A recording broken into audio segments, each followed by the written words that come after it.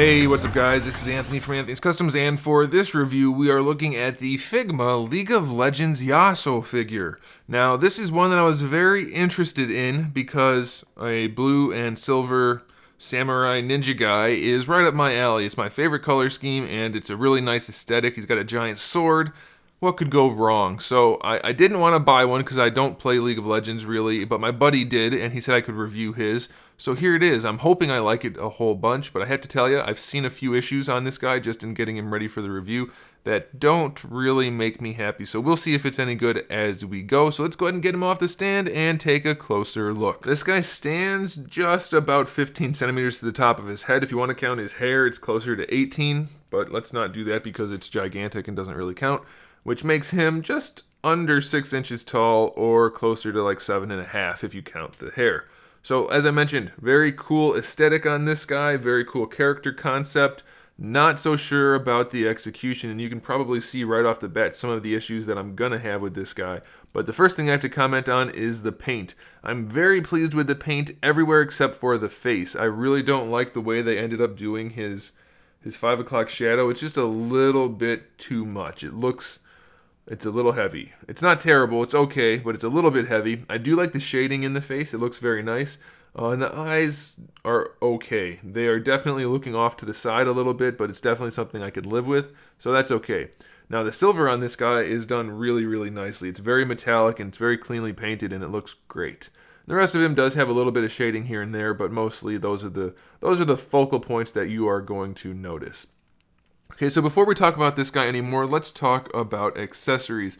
We do have his giant sword, which is really nicely done. It looks great. The handle comes off so you can put it in his hand and then you can put it back together. So that's really good. We have the sheathed sword, which comes on this really fantastic scabbard, which pegs onto the rope belt that he has.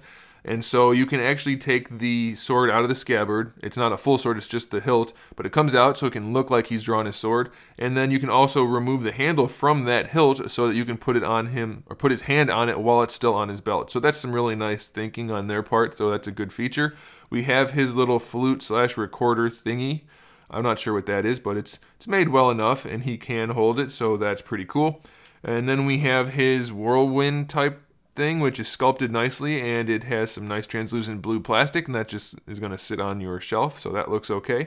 He does of course come with his Figma display stand and some interchangeable hands. So we do have the 2 fist hands that come on him in the package. We have 2 gripping hands, 2 kind of style pose hands, which are mostly going to be for his flute type thingy, and then we have 2 of the more relaxed style pose hands. So plenty of posing options if he can actually be posed.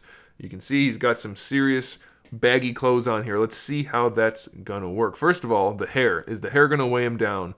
It's not too bad because it sticks mostly straight up. It's not straight up, but the center of gravity is not so far thrown off that it's a problem, so it's okay. Now it does just rotate on top of the ponytail thing, so you're not gonna have a whole lot of posability with it other than you can make it look like it's going that way if that will suit your pose better, but there's no ball peg in there, so be aware of that. The head articulation is standard Figma, so it goes into the neck with a straight peg, then you have your ball hinge and a ball peg. And it's not offset at all, so that's pretty good. So the head works very nicely. You can move the head around very well, even with this big cloaky thing on here. So that's pretty good. And this, as you can see, is just a floating piece, and it's fairly soft, so it won't really get in the way too much. Now this arm is kind of like your average Figma naked male arm. It has pretty good range, but it's not great. And it looks okay, but not great. Now, they didn't do that terrible thing where they really hollow it out a whole bunch. It's just a little bit hollowed out, so it's okay. And you can get some pretty decent posability out of this arm, so that's all right. This elbow is really, really ugly. I don't know why they did it that way, other than to give you a bicep swivel, because the main bicep swivel is pretty limited. So the elbow is really ugly, but you do get good range out of the hinge, I guess. So I don't know. I guess it's okay. It's not great. It's not good. It's just okay.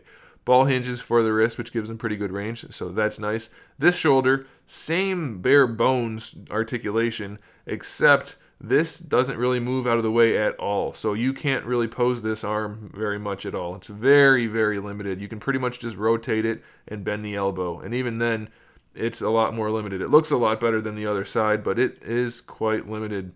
These pieces of armor and the way they have it all lined up, it just doesn't work well. It's painted very nicely. There's actually two tones in there, but just very, very limited posability. Same kind of wrist joint. Then you have this piece right here, which is just flopping around on a little piece of like flexible, I don't know, whatever kind of plastic they used for that. It's very, very flexible. Feels like it could just tear right off. So be careful, but that is there. For the torso, I think it's a double ball peg right in the center. I'm not positive. No, I'm sorry. That's your standard Figma hinge. It's a straight peg with a hinge and then either a ball peg or a straight peg in there. So it can move around okay, but not a whole lot. And then the bottom one is just your ball peg. So the lower torso works a little bit better than your upper torso, but you should be able to move him around well enough. This is just a loose piece that tucks in. And that is true also for this piece that goes up here. So the belt thing is nicely executed. It's just that the shoulder is so limited, and this upper torso is kind of a hassle to pose. So be aware of that. This piece is a floating piece, so it won't get in the way too much. So that's good, and that's where you peg on your little scabbard. His crotch piece is all soft plastic, but it's fairly thick, so it's going to be a little bit limiting. You, in fact, can't really move the legs forward at all. Very, very limiting. Moving them back works a little bit better, but still barely at all. And then going out to the side, it's just okay. It's not great. You do have a thigh swivel in there for whatever that's worth.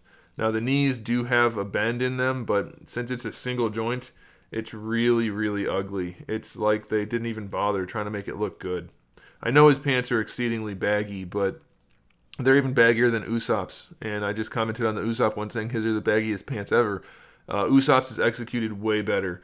They did a decent job by making it tuck in, but I think they could have done better, especially since you only get 45 degrees out of it. It's very, very limiting. Then for the ankles, you just have your standard hinge, so forward and back is fine, and you can rotate it around for an ankle rocker. It's just not great. Again, it's pretty limited. Paint works solid, but posing is limited. And then the toe joint works pretty nicely. So ultimately, it's a really cool character concept, really cool aesthetic, but it's going to be very, very difficult to pose this guy effectively. You're going to be able to just get him into a couple of key poses and probably want to leave it there. It feels like it's going to be a pain in the ass to pose him, and it is. So it's not an especially fun figure to have despite the really cool character design. So that's my final result. If you like the character, go ahead and grab it, and you'll be able to have fun with it probably. But you're also going to be really frustrated while trying to pose this guy. So good luck. It is a really cool design, so I guess it's probably worth picking up if you're really interested in it. It's not a terrible figure. It just has a whole lot of problems that you're going to have to deal with. So there it is, guys. Thanks for watching. Make sure you subscribe to the channel. I have new videos up every single day. We talk about action figures, movies, TV shows, video games, all kinds of fun stuff. So make sure you come back for that. Turn on the little notification button so you never miss a video. Give the video a thumbs up if you liked it. And in the meantime, keep collecting.